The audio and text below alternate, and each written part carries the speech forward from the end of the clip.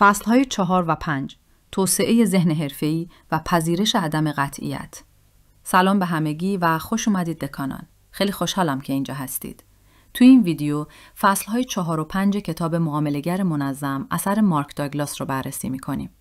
این فصل‌ها به ما یاد میدن که چطور ذهن خودمون رو برای معامله حرفه‌ای آماده کنیم و با عدم قطعیت بازار راحت‌تر کنار بیاییم. اگه تا حالا براتون سوال بوده که چرا بعضی معامله‌گران حتی با استراتژی‌های خوب شکست می‌خورن، این ویدیو مخصوص شماست. فصل 4 توسعه ذهن حرفه‌ای.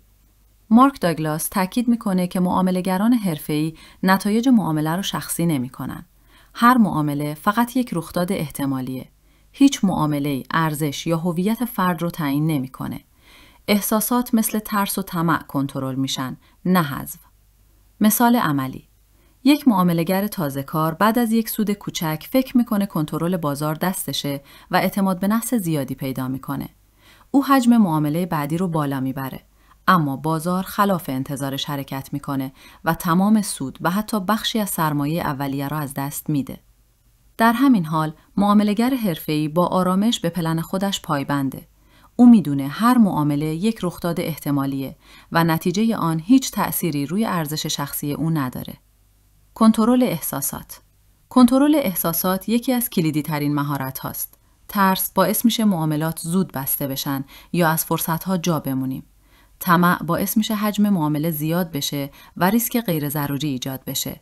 اعتماد به نفس کاذب بعد از چند سود کوچک باعث تصمیمات غیر منطقی میشه. معامله‌گر حرفه‌ای یاد میگیره که احساساتش رو مدیریت کنه، نه اینکه سرکوبشون کنه. هر تصمیم بر اساس تحلیل و احتمال گرفته میشه، نه بر اساس هیجان. فصل 5 پذیرش عدم قطعیت. فصل 5 روی یکی از مهمترین مفاهیم تمرکز میکنه. بازار غیرقابل پیش بینی است و هیچ چیز قطعی نیست. ذهن انسان دنبال قطعیت میگرده، اما بازار هیچ قطعیتی نداره. پذیرش این موضوع باعث میشه معامله‌گر آرامش ذهنی پیدا کنه و تصمیمات منطقی بگیره. مثال داستانی: یک معامله‌گر تازه‌کار همیشه انتظار داره بازار طبق تحلیلش حرکت کنه. وقتی بازار خلاف انتظارش حرکت میکنه، ترس و استرس باعث میشه تصمیمات نادرست بگیره. زود خارج شدن، افزایش حجم غیر منطقی یا ترید انتقامی. اما معامله‌گر حرفه‌ای میدونه هر معامله صرفاً یک رخداد احتمالیه. موفقیت طولانی مدت وابسته به انطباق با احتمالات و مدیریت ذهنه. داستان طولانی. معامله حرفه‌ای. یک معامله‌گر حرفه‌ای وارد یک معامله میشه که سیگنال قوی داره. بازار اول خلاف جهت حرکت میکنه. ذهن معامله‌گر تازه‌کار میترسه و آماده خروج زود هنگامه. اما معامله‌گر حرفه‌ای نفس عمیق میکشه، پلن خودش رو مرور میکنه و ادامه میده.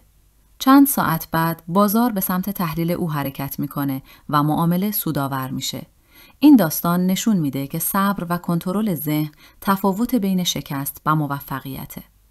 نکات کلیدی فصل 4 و 5. هر معامله صرفاً یک رخداد احتمالیه و نباید هویت فرد رو تعریف کنه. پذیرش عدم قطعیت باعث آرامش ذهن و تصمیمات منطقی میشه. کنترل احساسات ستون اصلی موفقیت در معامله است. معامله‌گر حرفه‌ای ترس و طمع رو مدیریت میکنه و به سیستم خودش وفادار میمونه.